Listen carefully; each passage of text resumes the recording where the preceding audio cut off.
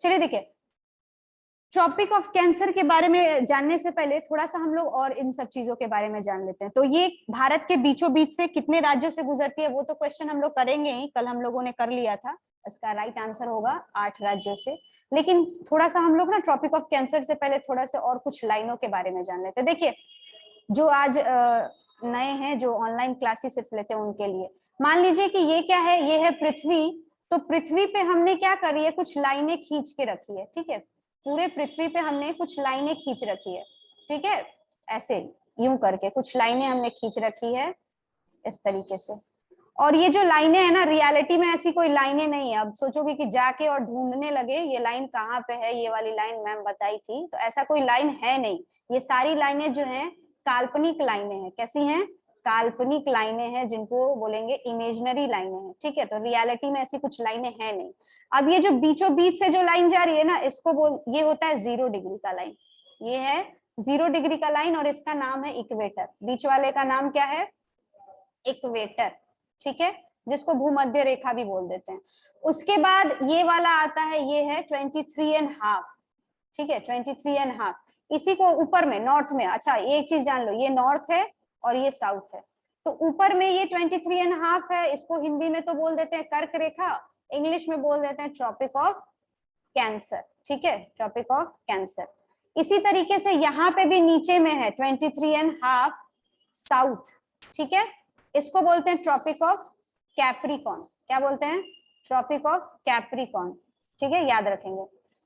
इसी तरीके से यहाँ पे फिर आता है 66.5 नॉर्थ, ठीक है, इसको बोलते हैं आर्टिक सर्कल। इसको क्या बोलेंगे?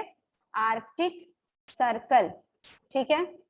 इसी तरीके से नीचे भी फिर 66.5 आता है, इसको बोलते हैं अंटार्कटिक सर्कल, ठीक है, अंटार्कटिक सर्कल, ठीक है।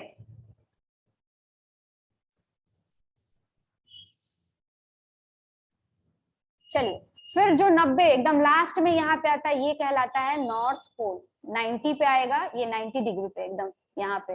तो ये 90 डिग्री वाला जो है ये कहलाएगा, सॉरी ये 90 डिग्री वाला नीचे में ये कहलाएगा साउथ पोल, ठीक है, ऊपर में कहलाएगा नॉर्थ पोल। ये साउथ है, यहाँ पे लास्ट में एकदम आता है ये 90 पे, ये कहला जाएगा साउथ पोल, ठीक है, नीचे वाला।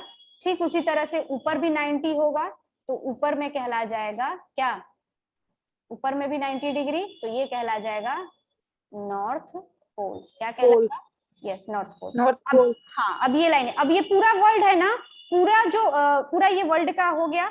अब जितने भी आप 7 कॉन्टिनेंट्स पढ़ते हो ना, वो 7 कॉन्टिनेंट्स कहीं ना कहीं सारे के सारे कॉन्टिनेंट्स ना वो यहीं पे लाई करते हैं। कोई कॉन्टिनेंट मान लो कि इतने एरिया में फैला हुआ है, कोई कॉन्टिनेंट इधर फैला हुआ है, ठीक है। तो इस तरीके से करके पूरे वर्ल्ड में जो 7 कॉन्टिनेंट्स है जहाँ पे लोग रहते हैं, वो सारे के सारे इन्हीं किसी ना किसी लाइन पे होता है। तो वही जो ये जो क्वेश्चन है आपका ना कि कर्क रेखा भारत के कितने राज्यों से होकर गुजरती है, तो हमारा जो इंडिया है ना, क्योंकि ये 0 डिग्री पे है, तो हमारा इंडिया कुछ यहाँ पे होता है। अगर ये 0 डिग्री पे है, तो 0 डिग्री के बाद हमारा इंडिया कुछ यूं इस तरीके का अगर मान ले, तो ये क्योंकि बीच से हमारा ये 23 गुजरेगा ना, हमारे इंडिया के एकदम बीचों बीच से गुजरेगा, तो हमारा इंडिया कुछ इस वाले एरिया में है, ठीक है।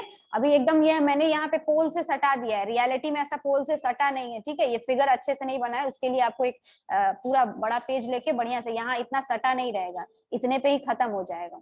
तो ये क्वेश्चन वही है कि कहाँ से गुजर रही है, तो ये दिख गया आपको, ये 23.5 लैटिट्यूड है, जिसको हम लोग ट्रॉपिक ऑफ कैंसर बोलते हैं, हिंदी में कर्क रेखा बोलते हैं। ये भारत के बीचों बीच से होकर गुजरती है, वही है। और यही आपके एग्जाम में क्वेश्चन आता है। क्वेश्चन क्या आता है? तो क्वेश्चन आपसे पूछ लेगा कि 4 ऑप्शन हो सकता है दे दे, और ऑप्शन में आपसे कहे 4 कि इनमें से कौन से राज्य ट्रॉपिक ऑफ कैंसर से गुजरते हैं या कर्क रेखा से गुजरते हैं। और उस 4 ऑप्शन में मान लो दे दिया कि यूपी, उत्तराखंड, जम्मू एंड कश्मीर, और इसके अलावा एक आपका दे दे मध्य प्रदेश। तो हमें याद रखने हैं कि वो 8 राज्य जो हैं वो कौन कौन से हैं, ठीक है।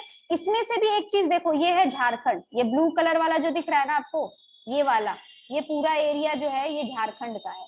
तो झारखंड को देखो, सारा मैप तो देख ही रहा है आपको, झारखंड के ना एकदम बीचों बीच से होकर गुजर रहा है। झारखंड को एकदम 2 पार्ट में डिवाइड कर रहा है ये आपका कौन? Tropic of cancer. तो एक क्वेश्चन ये भी पूछता है कि किस राज्य में से, भारत के किस राज्य से एकदम बीच से होकर गुजरता है? इंडिया के तो बीच से होकर गुजर ही रहा है, साथ साथ भारत का एक ऐसा राज्य है जिसका नाम है झारखंड, जहां से एकदम बीच से होकर गुजर रहा है। तो ये भी क्वेश्चन आपके एग्जाम में आ जाता है। ठीक है, यहां तक क्लियर, इसमें कोई दिक्कत नहीं। ये क्वेश्चन हम लोगों ने नेक्स्ट क्लास में कर लिया था। अब जो हमारा नेक्स्ट क्वेश्चन है वो है, एक मिनट,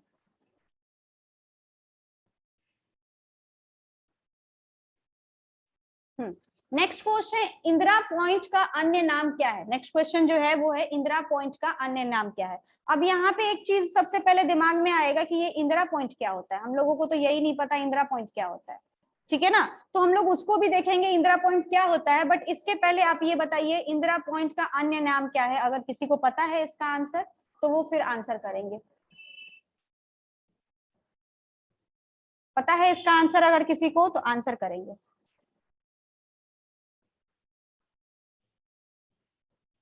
चलिए देखिए, इसका आंसर है पिग्मेलियन बिंदु, ठीक है, या फिर इसको बोलते हैं पिग्मेलियन पॉइंट। ठीक है, यानी कि इंदिरा पॉइंट का दूसरा नाम क्या है? Pygmalion point. अब ये इंदिरा पॉइंट क्या होता है इसको समझ लेते हैं। तो देखो, इंदिरा पॉइंट को समझने के लिए एक बार हम लोग वापस से अपने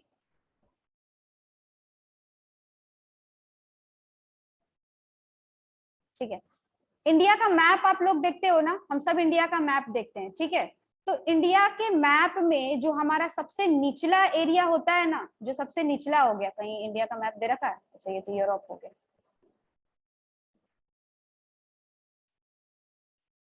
ये रहा, देखिए हम लोग ये देखते हैं मैप, ये हमारा क्या है? इंडिया का मैप है।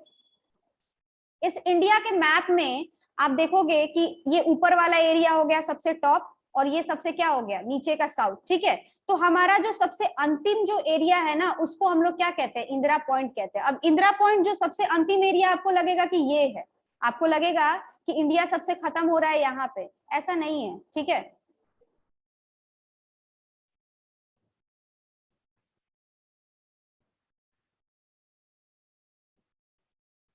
चलिए देखेंगे, कह रहा है क्या, ये आप देख सकते हो, ये हमारा सबसे नीचे का लास्ट पॉइंट होगा। यहाँ पे ये थोड़ा मैप कट गया है, ठीक है, इसको इग्नोर करो, कोई दिक्कत नहीं है।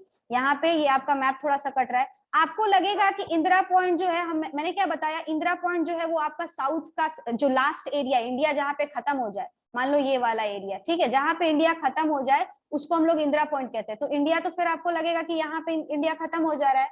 नहीं, इंडिया यहाँ पे खत्म नहीं हो रहा है, हमारे पास दो आइलैंड भी है, ठीक है। हमारे पास दो छोटे छोटे आइलैंड है, इधर और इधर, दोनों साइड में, है ना। एक को बोलते हैं अंडमान एंड निकोबार आइलैंड, ठीक है, और एक को बोलते हैं लक्षद्वीप आइलैंड। तो जो इंदिरा पॉइंट है ना, इसका दूसरा नाम तो पिग्मेलियन पॉइंट है ही। अगर कोई पूछ दे ये है कहाँ पे, ठीक है, तो ये है अंडमान एंड निकोबार आइलैंड पे। कहाँ पे है ये इंदिरा पॉइंट? तो ये है अंडमान एंड निकोबार आइलैंड पे, ठीक है। ये क्लियर हो गया। अगर इसके अलावा, ये तो सबसे आपका साउथ मोस्ट वाला हो गया ना, इसके अलावा आपसे पूछ दे नॉर्थ, यानी सबसे दक्षिणतम बिंदु को क्या कहते हैं? ये जो हो गया, ये आपका इंदिरा पॉइंट जो है, ये साउथ वाला पॉइंट हो गया, ठीक है। ये तो सबसे साउथ वाला पॉइंट हो गया। अगर आपसे नॉर्थ पॉइंट पूछ दे कि नॉर्थ बिंदु को क्या कहते हैं, यानी ऊपर में, जैसे साउथ में तो इंदिरा पॉइंट हो गया, सबसे जो उत्तरी बिंदु है, इसको बोल सकते हैं उत्तरी बिंदु हिंदी में। उत्तरी बिंदु को क्या कहते हैं? उत्तरी बिंदु को किस नाम से जानते हैं? जैसे दक्षिणी बिंदु को तो इंदिरा पॉइंट या पिग्मेलियन पॉइंट कह दिया हम लोगों ने, उत्तरी बिंदु को क्या कहेंगे? तो उत्तरी बिंदु जो है वो कहलाती है इंदिरा कॉल। क्या कहलाती है? इंदिरा कॉल, ठीक है। नेक्स्ट देखिए, इंदिरा कॉल, ये हो गया। नेक्स्ट कह रहा है क्या, ये कहाँ पे, अगर ये भी पूछ दे, जैसे ये तो हम लोगों ने क्या देखा, इंदिरा पॉइंट जो है वो अंडमान एंड निकोबार में है। अगर इंदिरा कॉल कोई पूछ दे कि इंदिरा कॉल कहाँ पे है, तो ये आपके सियाचिन ग्लेशियर, आप लोगों ने सुना है ना, सियाचिन ग्लेशियर। हमारे सोल्जर्स जो है वहां पे रहते हैं और बहुत बहादुरी से देश की रक्षा करते हैं, एक ऐसे एक्सट्रीम क्लाइमेट में जहाँ बहुत ज्यादा ठंडी है। आम कोई इंसान जो है ना, नॉर्मली वहां सरवाइव नहीं कर सकता, लेकिन फिर भी हमारे सोल्जर्स वहां डटे हैं। तो इस सियाचिन ग्लेशियर के पास है आपका इंदिरा कॉल, जो कि आपका एकदम नॉर्थ मोस्ट पॉइंट कहलाता है, जिसको हम लोग उत्तरी बिंदु भी कहते हैं, ठीक है। उत्तरी बिंदु इंदिरा कॉल है कहाँ पे? सियाचिन। चलो, उत्तर हो गया, दक्षिण हो गया। अगर कोई आपसे पूछ दे इसके अलावा कि वेस्टर्न साइड में क्या है, इधर वेस्टर्न साइड को किस नाम से जानते हैं? ये हमारा वेस्टर्न हो गया और इधर हमारा ईस्टर्न हो गया। तो कोई वेस्टर्न साइड को बोल दे कि वेस्टर्न साइड वाले को क्या कहते हैं, तो वेस्टर्न साइड को बोलते हैं सर क्रीक। क्या कहते हैं? Sir creek. ठीक है, वेस्टर्न साइड जो है वो हमारा वो कहलाता है सर क्रीक पॉइंट। ठीक है, ये कहाँ पे अगर कोई पूछ दे तो वेस्टर्न पॉइंट हमारा क्या है? गुजरात है ना, तो गुजरात में ही होगा, ऑब्वियस है कि गुजरात में होगा। ठीक है, तो ये है गुजरात में। अगर ईस्टर्न के बारे में कोई पूछ दे कि ईस्टर्न कहाँ है भाई, तो ईस्टर्न जो है वो है हमारा, ईस्टर्न का क्या नाम है? तो इसका नाम है कीबी, यहाँ पे लिख दे, समझ में आ जाएगा। इसका नाम है कीबीथू। क्या नाम है? कीबीथू। ठीक है, कीबीथू पॉइंट बोल दो, या इसको एक और नाम से बोला जाता है, या इसको यहाँ पे लिख रहे हैं, देख लो इसको, यहाँ पे देखना, यहाँ इसको बोला जाता है वाल्गू। ठीक है, अपना अपना लैंग्वेज है, इसको वाल्गू भी बोला जाता है या कीबीथू भी बोला जाता है। ये ईस्टर्न पॉइंट है। ये क्या है? ईस्टर्न पॉइंट है। अगर इसके बारे में पूछ दे कि ये कहाँ पे है, तो ये है अरुणाचल प्रदेश में। कहाँ पे? अरुणाचल प्रदेश में। ठीक है, तो ये एक तरह से हो गया ना कि कैसे हम लोग बोलते हैं, इस तरह से मान लो इंडिया को हमने बांट दिया, तो सबसे north point, south point, eastern point, western point. ठीक है, ईस्टर्न नॉर्थ पॉइंट को क्या कहेंगे? इंदिरा कॉल। ठीक है ना, सदर्न पॉइंट को क्या कहेंगे? इंदिरा पॉइंट। वेस्टर्न पॉइंट को क्या कहेंगे? Sir creek. ईस्टर्न पॉइंट को क्या कहेंगे? कीबीथू। ठीक है, कौन कहाँ पे है वो भी देख लो। तो इंदिरा पॉइंट जो है ये रहा। इंदिरा पॉइंट कहाँ है? अंडमान एंड निकोबार में। ठीक है, इसके अलावा इंदिरा कॉल कहाँ है? सियाचिन में। सर क्रीक कहाँ है? गुजरात में। अगर बोल दे कि कीबीथू यानी ईस्टर्न पॉइंट कहाँ पे है? अरुणाचल प्रदेश में। क्लियर है यहाँ तक? कोई प्रॉब्लम यहाँ पे? No ma'am. चलिए, सियाचिन ग्लेशियर जम्मू कश्मीर। ठीक है ना, नेक्स्ट क्वेश्चन देखते हैं हम लोग। चलिए नेक्स्ट क्वेश्चन, नागार्जुन ये हो गया, कर्क रेखा, इंदिरा पॉइंट देख लिया हम लोग। हाँ, लक्षद्वीप समूह स्थित है। चलिए ये बता दो, ये बहुत इजी आंसर आप लोगों के लिए आ गया। लक्षद्वीप समूह जो है वो कहाँ पे स्थित है? 4 ऑप्शन दिए हैं, अगर किसी को पता है आंसर को, क्योंकि इसको तो बहुत बार बता दिया आप लोगों को क्लास कराते कराते। बताओ इसका आंसर क्या होगा? किसी को पता है इसका आंसर?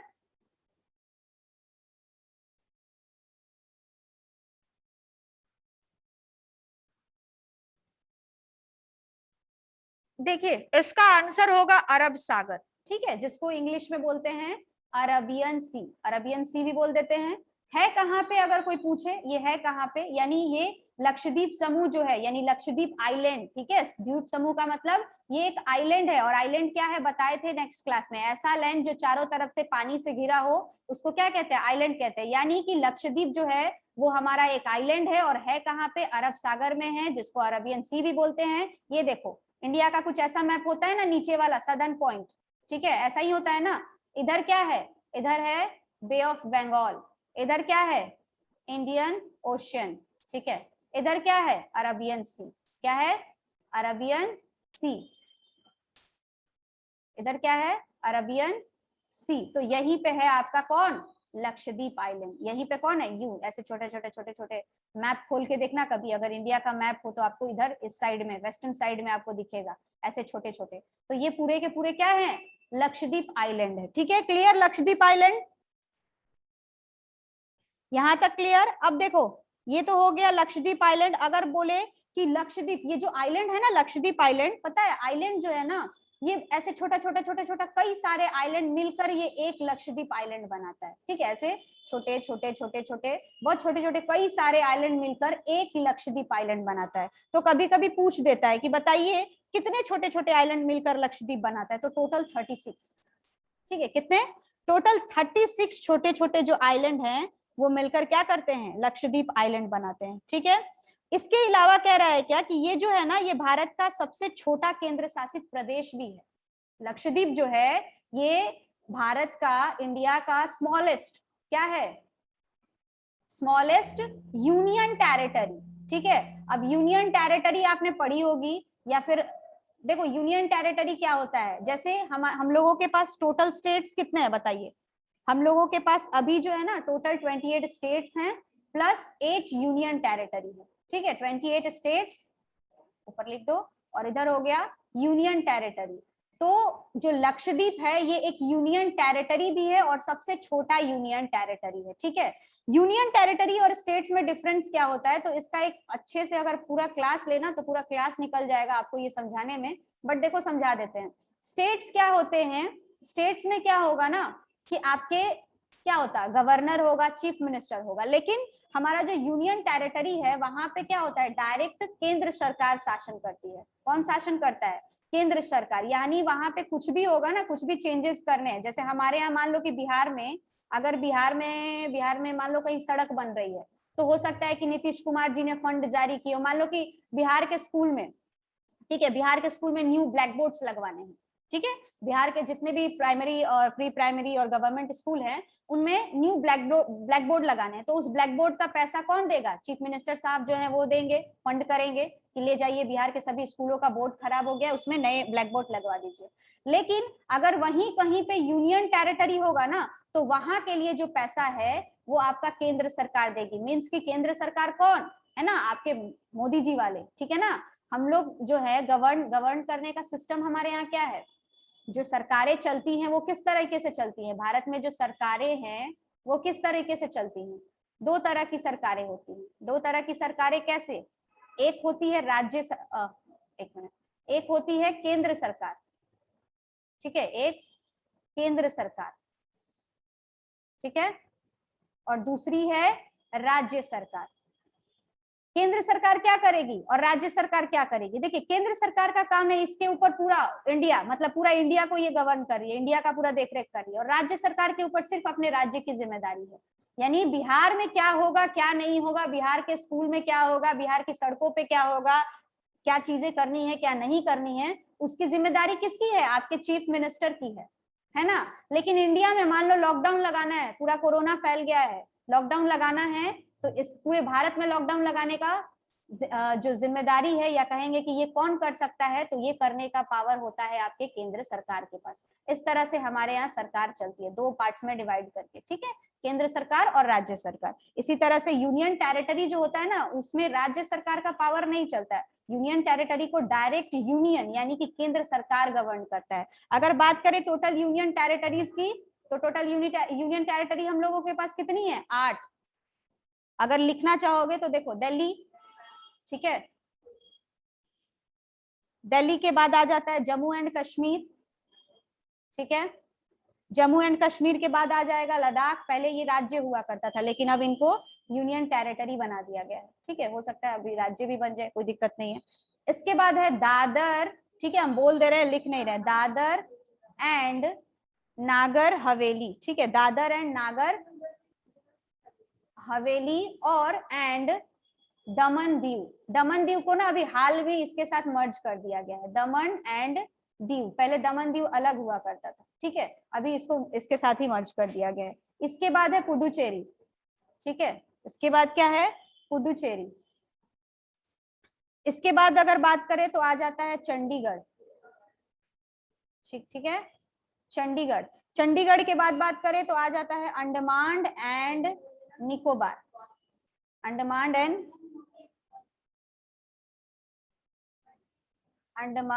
एंड निकोबार, ठीक है। अगर अंडमान लास्ट जो है हमारा 8वां वो है लक्षद्वीप, जो सबसे छोटा भी है, ठीक है, छोटा union territory, Lakshadweep union territory, ठीक है। कोई दिक्कत यहाँ तक, सारे यूनियन टेरिटरी हम लोगों ने देख लिया, 8 यूनियन टेरिटरी याद रखेंगे, 28 स्टेट्स 8 यूनियन टेरिटरी, या इसी को आप केंद्र शासित प्रदेश हिंदी में बोलते हो। ओके, नेक्स्ट देख लेते हैं, नेक्स्ट जो क्वेश्चन है, नेक्स्ट क्वेश्चन, यहाँ तक तो कोई दिक्कत नहीं होगा किसी को। नेक्स्ट जो हमारा क्वेश्चन है वो आजा भाई, हाँ, भारत के लिए, अच्छा इसको नीचे कर देना, चलिए देखिए, भारत के लिए समुद्री मार्ग की खोज का श्रेय जाता है किसको, यानी भारत के लिए जो समुद्री रास्ता जो है वो किसने खोजा था, बताइए, ऑप्शन दे रखा है, पुर्तगालियों ने, यूनानियों ने, फ्रेंच ने, ग्रीक ने, ठीक है, इनमें से कौन थे जिनको ये श्रेय जाता है, बेचारे बहुत अनोखा काम करके गए, हाँ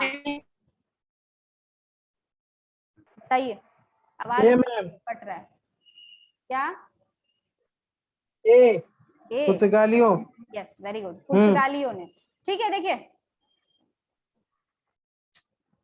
एक सही है आपका, पुर्तगालियों ने, राइट। देखिए पुर्तगाली जो थे ना, इनको इंग्लिश, हाँ ये रहा, इनको ना इंग्लिश में पोर्चुगल कहते हैं, ठीक है, इंग्लिश में पोर्चुगल कहते हैं। और ये कहाँ की कंट्री है? पुर्तगाल जो है ये कहाँ पे है? कॉन्टिनेंट कौन सा है, कोई बता सकता है? पुर्तगाल जो कॉन्टिनेंट है वो कहाँ पे है, किस कॉन्टिनेंट में है? पुर्तगाल जो कंट्री है वो कौन से कॉन्टिनेंट में है? चलिए, पुर्तगाल जो एक क्या है, कंट्री है, किसी ना किसी कॉन्टिनेंट में निवास करता होगा, कहीं ना कहीं कॉन्टिनेंट में लाई करता होगा। तो कोई बता सकता है कि ये किस कॉन्टिनेंट में है? देखो तुम्हारे सामने मैप भी लगा है, कम से कम मैप देख के भी आप लोग बता दो। देखिए ये जो है ना पुर्तगाल, ये यूरोपियन कंट्री है। कैसा है? एक यूरोपियन कंट्री है, यानी ये यूरोप में लाई करता है, यानी ये यूरोप का एक कंट्री है और यहीं के रहने वाले थे। याद है आप लोगों को? आप लोगों ने पढ़ा है भारत की खोज किसने की, खोज किसने की, है ना? हर एग्जाम में या छोटे मोटे बुक्स वगैरह में मिल जाता है हम लोगों को। वास्को डिगामा पढ़े हो ना, सबने पढ़ा है, ठीक है। तो वो वास्को डिगामा जो था वो यहीं का था। कहाँ का? पुर्तगाली, ठीक है, वो एक पुर्तगाली था। तो इसने समुद्री मार्ग की खोज की, समुद्र के रास्ते ये आया और इसने बताया कि देखो एक कंट्री मुझे मिला है। मिला क्या? वो पहले से, देखो खोज जो ये वर्ड आता है ना, ये वर्ड ही गलत है। खोज क्या, इंडिया को लोग पहले से भी जानते थे, लेकिन जो है ना बाय लैंड रास्ता बंद हो गया था। यहाँ से बाय लैंड वो जाया करते थे, लेकिन बाय लैंड जो है वो रास्ता बंद हो जाता है, तो फाइनली उन लोगों को दूसरा रास्ता ढूंढना पड़ता है। और दूसरा रास्ता वो बाय वाटर वे, ठीक है, यानी समुद्र के रास्ते होते होते होते वो फाइनली जब इंडिया पहुंचते हैं तो जो सबसे पहले पहुंचने वाला था वो पुर्तगाल का रहने वाला वास्को डिगामा था, ठीक है। इसीलिए इसको श्रेय चल जाता है कि समुद्री मार्ग की खोज किसने की?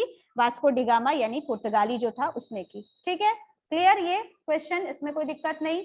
यहाँ पे आया, फिर वो जब यहाँ पे वो फर्स्ट टाइम आया तो उसने क्योंकि देखो क्या होता है ना कि यूरोपियंस जो थे ना, इन लोगों में एनलाइटमेंट बहुत जल्दी हो गया, यानी ये लोग बहुत जल्दी डेवलप कर गए, बहुत जल्दी। कुरीतियां यहाँ पे भी थी, आप लोग पढ़ते हो ना इंडिया में बहुत ज्यादा भेदभाव है, डिस्क्रिमिनेशन है, कुरीतियां है, छुआछूत। ऐसा नहीं है, ये सब कंट्री भी इन सब चीजों से ही बने हैं। ये सब ऐसा नहीं है कि यूरोपियंस में नहीं था, ये सारी चीजें वहां पे भी थी, बट है कि इन लोगों ने बहुत जल्दी इन सब चीजों से छुटकारा पा लिया।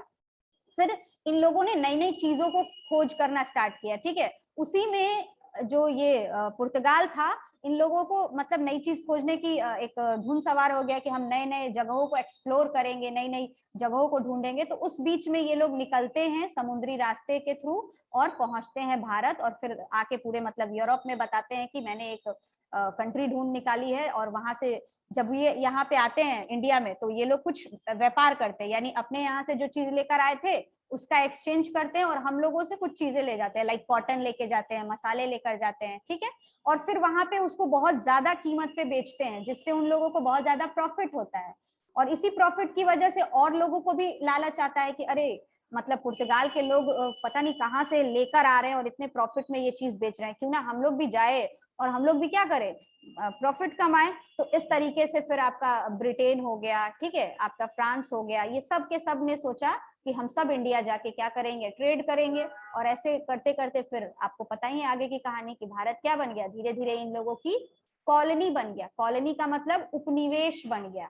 और उस टाइम पे देखो यूरोप में एक और सिस्टम हुआ करती थी। यूरोपियंस को ऐसा लगता था ना, मतलब यूरोपियंस को ये समझाया ही गया था कि जो जितना ज्यादा लैंड कंक्योर करेगा, यानी जो जितना ज्यादा लैंड पे कब्जा करेगा, वो उतना ज्यादा शक्तिशाली, उतना ज्यादा समृद्ध कहलाएगा। तो एक इन लोगों के अंदर ये भी होड़ मचा था कि हम जाएंगे दूसरे दूसरे कॉन्टिनेंट और वहां से क्या करेंगे, मतलब उस कंट्री को अपना गुलाम नहीं कहेंगे, उसको कॉलोनी बनाएंगे। इस तरह का सिस्टम इन लोगों में था और इसी की वजह से इन लोगों ने मतलब इंडिया के तरफ भी रुख किया और बाद में इन लोगों ने इंडिया को अपनी कॉलोनी भी बना ली, ठीक है। एक और क्वेश्चन है आप लोगों के लिए और ये है गारो खासी पहाड़ियां कहाँ स्थित है? बताइए गारो खासी पहाड़ियां कहाँ स्थित है? अगर किसी को इसका आंसर पता है तो बताओ। गारो खासी पहाड़ियां कहाँ स्थित है? Meghalaya ma'am. Yes, very good, Meghalaya. देखो ये गारो खासी पहाड़ी, ये क्वेश्चन यहाँ पे ना, ये आपको ये पूरा का पूरा मेघालय का मैप है, ठीक है। और मेघालय इंडिया में कहाँ पे है? तो ये जो रेड कलर का हाईलाइट करके दिखाया गया है, ठीक है, यानी इसमें आपको उतने अच्छे से समझ में नहीं आता, तो ये पूरा मेघालय आपको दिखाया गया। ये देखो, ये वेस्ट गारो हिल्स, ये नॉर्थ गारो हिल्स, ठीक है, ये साउथ, इस तरह से पूरे मेघालय में गारो जो है वो हिल्स फैला हुआ है। एक चीज देखो बताते हैं आपको, ये जो गारो खासी जो क्वेश्चन दिया है ना, ये क्यों दिया गया है, इसका रीजन क्या है कि आप लोगों को पता होगा प्राचीन काल में जो हम लोग थे ना, वो हंटर और गैदर हुआ करते थे। हंटर और गैदर कहने का मतलब कि हम लोग एक जगह स्थिर होके नहीं रहते थे, फूड के तलाश में, शेल्टर यानी कि रहने के लिए छत के तलाश में हम लोग एक जगह से दूसरी जगह भटकते रहते थे, ठीक है ना, मतलब एक जगह है, पेड़ पौधे हैं, यहाँ पे जानवर है, खा पी लिए, खत्म, आगे बढ़ गए, ठीक है, फिर वहां गए, वहां पे भी जो भी था खा के साफ कर दिए, आगे बढ़ गए। इस तरह का हमारा क्या था, बिहेवियर था। बट धीरे धीरे क्या होता है, सेटलमेंट आना शुरू होता है, ठीक है, यानी लोग एक जगह इकट्ठे होकर रहना शुरू करते हैं, और जब वो लोग एक जगह इकट्ठे होकर रहना शुरू होते हैं तो ग्रुप बनना शुरू होता है, ठीक है, और ग्रुप बनना शुरू होता है, वैसे फिर ग्रुप के बाद सोसाइटी बननी शुरू होती है, सोसाइटी, इसी तरह से ना आज आप देख रहे हो ना, इतना पॉपुलेशन, ये कंट्री, ये ऐसे ही शुरू होती है। तो सेटलमेंट कैसे शुरू होती है अगर कहा जाए, तो सेटलमेंट जो आती है ना, यानी लोग इकट्ठे होकर रहना कब से शुरू करते हैं, तो जब से वो लोग एग्रीकल्चर के बारे में जाने, यानी कृषि के बारे में जब वो जानते हैं ना, तब वो इकट्ठे होकर रहना शुरू करते हैं। क्योंकि जब भी आप कोई फसल उगाओगे तो फसल तो एक दिन में उगेगी नहीं, फसल अगर आप उगाओगे तो उसको समय लगेगा, 2 महीने, 4 महीने, 6 महीने, जितना टाइम का वो फसल होगा, तो उतने देर आप, अगर आपने कोई फसल उगाया तो आपको उतने देर वहां स्थिर होकर रहना पड़ेगा, फिर आप फसल काटोगे, फिर खाओगे। तो इस तरह से कृषि जब, मतलब कृषि के बारे में जब लोगों को पता चल गया, कृषि का नॉलेज हो गया लोगों को, तब से सेटलमेंट आने लगी, और सेटलमेंट आने के बाद लोग इकट्ठे होकर रहने लगे। तो ये जो मैंने गारो खासी पहाड़ियां दी है ना, ये यूं ही नहीं दिया है कि बस बता दो कहाँ पे है, तो मेघालय में, बहुत सही, बट पता है इसको पढ़ने का रीजन क्या है कि सबसे पहले लोगों का सेटलमेंट यहाँ पे देखा गया था। यानी जब आप प्राचीन इतिहास पढ़ते हो ना, तो प्राचीन इतिहास में आपको बहुत सारी चीजें पढ़ने को मिलती है, जैसे सिंधु घाटी सभ्यता, या फिर आपको मगध जैसा बड़ा सा एम्पायर पढ़ने को मिलता है, चंद्रगुप्त मौर्य या गुप्त पीरियड। तो उसमें हम लोग जब अपना प्राचीन इतिहास पढ़ते हैं, तो उस प्राचीन इतिहास में हम लोगों को एक ये मिलता है कि गारो खासी से ना हम लोगों को सबूत मिलता है, यानी एविडेंस मिलता है कि यहाँ पे कभी लोग जो है ना वो इकट्ठे होके रहा करते थे। यहाँ एग्रीकल्चर का पता नहीं चलता है, ऐसा मतलब ये साक्ष्य नहीं मिलता है, ये प्रूफ नहीं मिलता है कि ये लोग खेती करते थे कि नहीं करते थे, बट हाँ ये प्रूफ मिलता है कि कुछ लोग यहाँ इकट्ठे होके रहते थे, लेकिन वो हंटर और गैदर ही थे, यानी कि वो शिकारी कह सकते हैं, शिकारी व्यक्तित्व थे, यानी वो खेती नहीं करते थे, शिकार ही करते थे, अपने जीवन यापन को चलाने के लिए, भोजन के लिए वो लोग शिकार को ही मतलब अपना रखते थे। बट ये साक्ष्य हम लोगों को यहीं से मिलता है कि गारो खासी में लोगों के रहने के सबूत। अब ये सबूत कैसे मिलता है, तो जो आर्कियोलॉजिस्ट होते हैं ना, जो इन सब चीजों की स्टडी करते हैं, हिस्ट्री की स्टडी करने वाले, वो लोग इन सब चीजों का पता लगाते हैं। जैसे उन लोगों की मान लो कंकाल मिल गया, उन लोगों के द्वारा यूज किया गया मान लो जो जानवर है वो मिल गया, या कुछ टूल्स यानी औजार वगैरह वो यूज करते थे वो मिल गया, तो उन सब चीजों से हमें पता चलती है कि हाँ किसी जमाने में यहाँ पे लोग रहा करते थे, निवास किया करते थे। क्लियर है यहाँ तक? मेघालय का कैपिटल क्या है बताओ, मेघालय का कैपिटल बताओ क्या है, पता है किसी को? शिलोंग। चलो, मेघालय का कैपिटल है शिलोंग, याद रखेंगे। अगर बात करें असम का क्या है? Dispur. Madhya Pradesh? Bhopal. Yes, very good, ठीक है। चलिए, तो क्लास को यहीं पे खत्म करते हैं, यहाँ तक ठीक है। मेघालय के सीएम जो हैं वो हैं कॉनराड संगमा, ठीक है। क्लास यहीं पे खत्म करते हैं। नेक्स्ट जो क्लास है ना उसमें कुछ और टॉपिक, ज्योग्राफी से नहीं, हम सोच रहे थे कि आप लोगों को कुछ दूसरा लाइक नेशनल पार्क के बारे में सोच रहे थे कि नेशनल पार्क का एक सीरीज लेकर आते हैं जिसमें हम लोग नेशनल पार्क को क्लियर कर देंगे, क्योंकि एग्जाम में नेशनल पार्क से क्वेश्चन आते हैं कि कौन सा नेशनल पार्क कहाँ पे है। तो कैसा रहेगा, ठीक है? नेशनल पार्क पढ़ना है किसी को? हाँ मैम। तो नेशनल पार्क से रिलेटेड जो नेक्स्ट जो क्लास होगा वो नेशनल पार्क पे ही रहेगा, यानी कहाँ पे कौन से नेशनल पार्क है और वो नेशनल पार्क किस चीज के लिए फेमस है, वो वाली हमारी क्लास रहेगी नेक्स्ट, ठीक है? जितने भी नेशनल इंपॉर्टेंट नेशनल पार्क है ना उसको हम लोग नेक्स्ट क्लास में कर लेंगे। यहाँ तक कोई प्रॉब्लम? नहीं। चलो फिर ठीक है, तो फिर एंड करते हैं क्लास को। ठीक ओके मैम। चलिए, thank you and have a nice day.